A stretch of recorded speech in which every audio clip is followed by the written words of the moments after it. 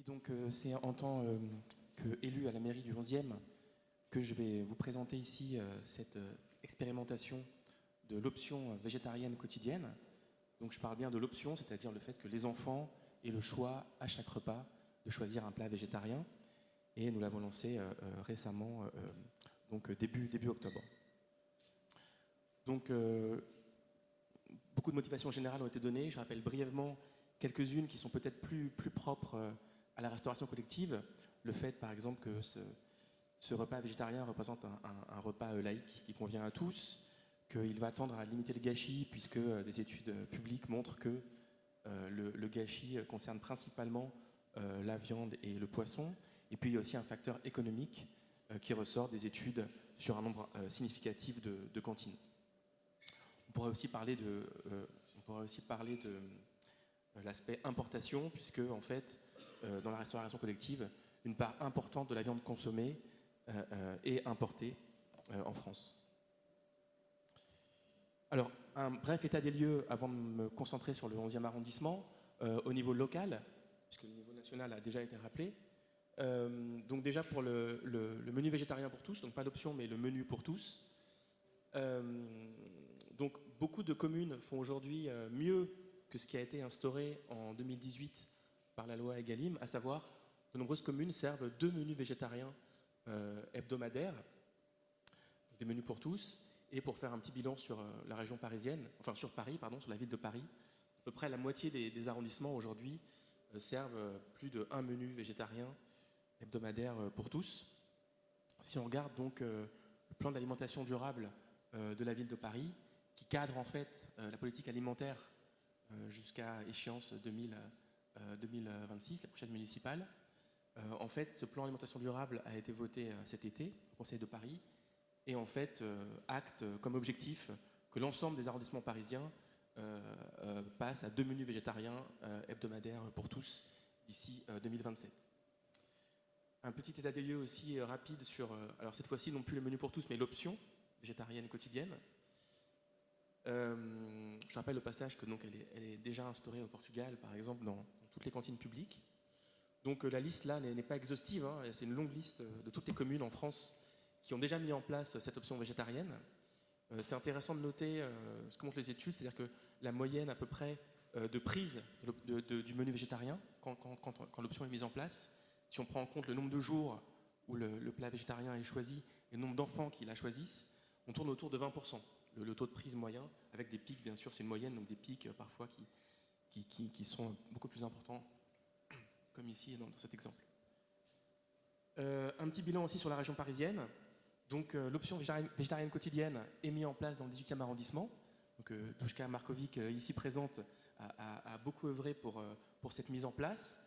Il faut mentionner que là, dans ce cas-là, les repas sont produits par un prestataire privé, donc ce qui facilite bien sûr la production des repas. Le taux de prise ici, par comparaison, est tourne autour de 11%, et il est assez stable depuis 2018, depuis que c'est en place. Dans les anciens arrondissements, que sont le 2e et le 4e, qui ont aujourd'hui fusionné en Paris-Centre, il y a également cette option végétarienne quotidienne, et là encore, c'est un cas de délégation de services publics, comme dans le 18e arrondissement, pour avoir parlé avec la directrice de la Caisse des écoles de Paris-Centre. La principale réflexion actuelle est surtout sur la logistique, à savoir comment livrer ces repas végétariens dans les cantines quand ils sont produits en liaison froide. Alors dans le 11e, je vais en dire quelques mots maintenant plus précisément. On a lancé l'expérimentation donc le 10 octobre, à l'occasion de la semaine du goût. Et puis là, le PAD, voté cet été, que j'ai mentionné, donc acte aussi comme objectif que l'ensemble des arrondissements passent à cette option végétarienne quotidienne à échéance 2025.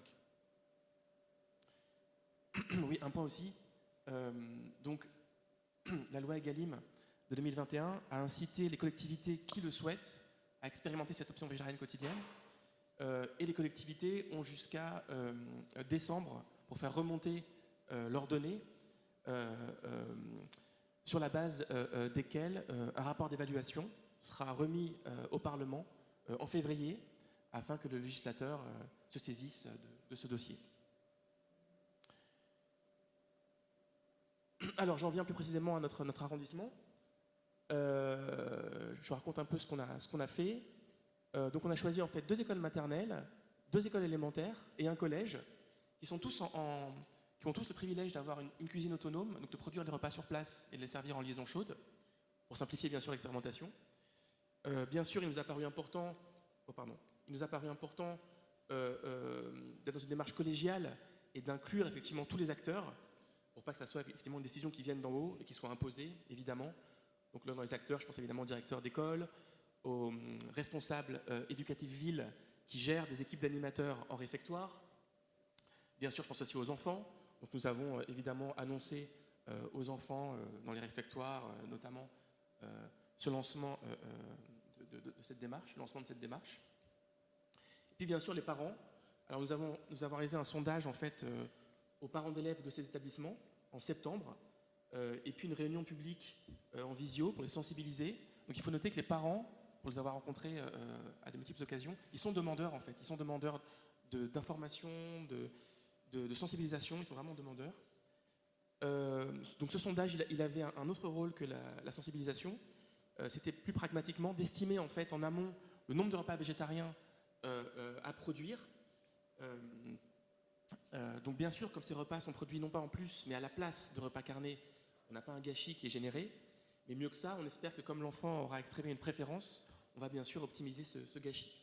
Alors on n'a pas le temps d'aller dans le détail du sondage, mais je vous invite juste à vous focaliser sur la ligne du bas qui résume un peu l'information essentielle.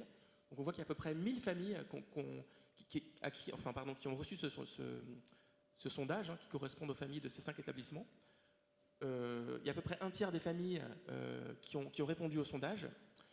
Et en fait, 90% des familles qui ont répondu donc, étaient favorables à l'option végé quotidienne. Et même en fait, une famille sur 2 était favorable à cette option tous les jours. Donc en fait, on a fait ce calcul simple de faire 30%, 90%. On arrive en gros à 20%. C'est ce qu'on a choisi comme taux de production de repas végétariens, 20%. Donc 20% des repas sont remplacés par des repas végétariens et on tombe à peu près dans la moyenne qui émane des études que j'ai mentionnées précédemment. Alors voilà le type d'affichette qu'on a placé sur le panneau adressé aux parents devant, là c'est l'école Bouvines.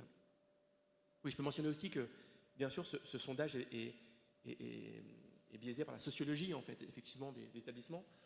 C'est assez diversifié dans le sens où là on a une école, Cavaignac, qui est près de la place de la Bastille. On a Bouvines, qui est plutôt secteur place de la Nation, et Beaumarchais, qui est plutôt secteur République. Voilà, c'est relativement diversifié, on va dire, en termes de sociologie. Alors, quelques mots sur l'élaboration des plats. Donc, on a la chance, à la Caisse des écoles du 11e, d'avoir une nutritionniste. Donc, bien sûr, elle joue aussi un rôle clé.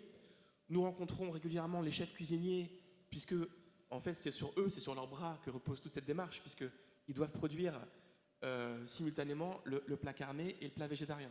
Donc, bien sûr, c'est très important de les accompagner, de faciliter leurs tâches. Par exemple, tout simplement, quand il y a un plat végétarien et un plat carné, choisir un accompagnement, un légume commun, comme des carottes, bien sûr, pour pas qu'ils aient à produire en plus de 2 accompagnements.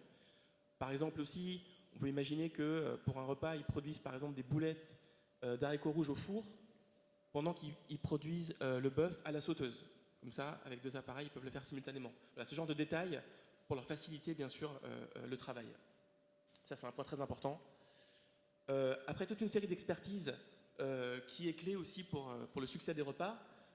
Par exemple, quand on côtoie les enfants en réfectoire, on comprend des choses assez essentielles. Par exemple, ils ont besoin en général de pouvoir identifier l'aliment. C'est-à-dire que le riz ressemble à du riz, que ça soit blanc, et pas mélangé avec, par exemple, un dalle de lentilles, ce qui peut créer un effet bouilli, par exemple, et qui en général ne passe pas. Bien sûr, le sucré-salé n'est pas évident pour les jeunes palais.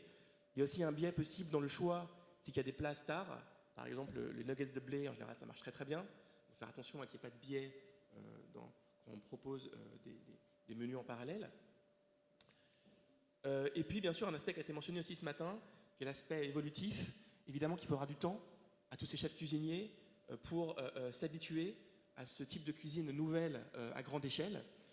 Par exemple, pour donner un exemple concret, puisque vraiment on est sur le terrain, là il y a une chef récemment une chef cuisinière de l'école Cavaignac qui a remarqué qu'en effet, si elle passait le haché végétal au four quelques instants, ça le séchait un peu, ça évitait qu'il se délite et ça faisait un plat beaucoup plus agréable. Voilà le genre de choses qui relève d'une méthode empirique, on pourrait dire. Alors voilà, je vous allèche un peu avec ces quelques plats végétariens qui sont déjà servis dans le 11e arrondissement, au titre du menu végétarien pour tous. Donc ce qu'on a fait, c'est, on ne s'en est pas tenu à ce qui existe déjà. On a fait des tests sur des nouvelles recettes végétariennes, bien sûr pour diversifier l'offre. Et il est clair que le goût, en fait, va être l'élément clé dans la réussite de cette démarche. Donc en plus de ces menus existants, vous avez là par exemple un parmentier à base de haché végétal, une tarte au fromage, un mesfouf qui est un couscous végétarien. En plus de ces menus existants, donc on a réalisé des tests cet été. Enfin, je ne vous invite pas à lire, hein, c'est juste pour vous montrer ce qu'on a fait. C'est une affichette qui a été placardée devant les écoles pour annoncer aux enfants cet été des nouveaux menus qui ont été testés. Par exemple ici les falafels avec de la sauce houmous. Alors il y a eu un bon retour sur la majorité des plats. Peut-être certains un peu plus mitigés, par exemple le crumble à l'aubergine, parce que l'aubergine par exemple est un légume qui passe pas très bien au niveau des enfants. Il y a eu aussi un retour plus mitigé sur la sauce pesto, voilà, pour être vraiment précis. Là peut-être c'est un problème de préparation, peut-être que le basilic n'était pas assez haché. Mais dans l'ensemble, la plupart des plats testés étaient plutôt un succès. Donc voilà en fait les premiers, ce qui a été communiqué aux parents, donc c'est les menus officiels, avec à chaque fois en encadré l'option végétarienne qu'on propose. Donc là par exemple, il y avait effectivement les boulettes de falafel qui étaient en compétition avec le pilon de poulet. Et donc le pilon de poulet a beaucoup de succès. Voilà, donc là c'était effectivement pas forcément une réussite. Voilà le genre d'erreur dont on doit apprendre. Mais par contre, voilà, le cake aux légumes par rapport au cake au thon est très bien passé. L'autre jour, il y a eu du riz aussi qui est très bien passé. Donc voilà pour vous donner quelques cas concrets de cette première semaine d'expérimentation. Et je termine, je ne vais pas être trop long, je termine sur une question importante, qui est la question du choix en réfectoire. Donc bien sûr, enfin pas bien sûr, mais ce guide de la laïcité et de la neutralité, qui est un guide de la ville de Paris, préconise que les agents de la ville ne doivent pas influencer l'enfant. L'enfant doit être totalement libre dans son choix. Il est souverain face à son choix de plat. Et dans notre cas, dans le 11e, ce choix est quand même possible dans la limite du nombre de repas produits. Et comme je vous ai dit, ce nombre de repas produits est basé sur un sondage aux parents. C'est un moyen en fait de rendre les parents acteurs indirectement dans le choix du menu végétarien. Puisque c'est ce sondage qui va fixer le nombre de repas végétariens produits. Alors officiellement, on ne doit pas établir de liste de noms d'enfants associés à des menus afin de respecter le règlement général sur la protection des données issu du Parlement européen.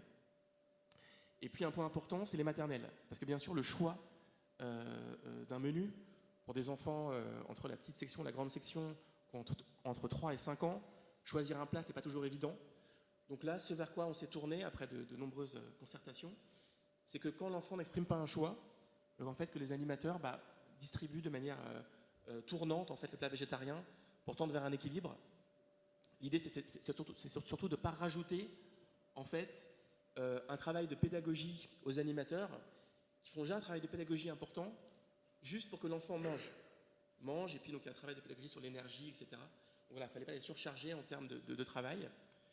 Et puis il y a un aspect aussi pragmatique qui est que, en général, il y a souvent des écoles maternelles et élémentaires qui ont des cuisines communes, donc c'est plus simple d'avoir une organisation commune au niveau de la cuisine. Je conclus, puisque j'arrive au bout de mon temps imparti, simplement en vous disant que nous organisons bien sûr un retour sur expérience plus complet, plus systématique pour Noël, auprès des différents acteurs. Alors déjà, on rencontre les enfants dans le cadre de la commission des menus de la Caisse des écoles. Donc dans ce cadre-là, on goûte les repas avec les enfants. On rencontre aussi déjà les parents dans le cadre de conseils d'école. Et en fait, mon impression, après en avoir rencontré de nombreux, c'est qu'effectivement, une fois qu'on explique aux parents que le végétarisme n'est pas un dogme réservé à une minorité, mais il y a derrière des enjeux d'intérêt général, en général, l'idée passe plutôt bien. Juste un tout petit peu de sensibilisation. Et donc, bien sûr, nos perspectives, Ben, c'est si ça se passe bien, et ça a l'air pour l'instant de bien se passer, étendre bien sûr cette démarche à d'autres établissements du 11e et puis à l'ensemble de l'arrondissement. Voilà, il me reste à vous souhaiter un bon appétit.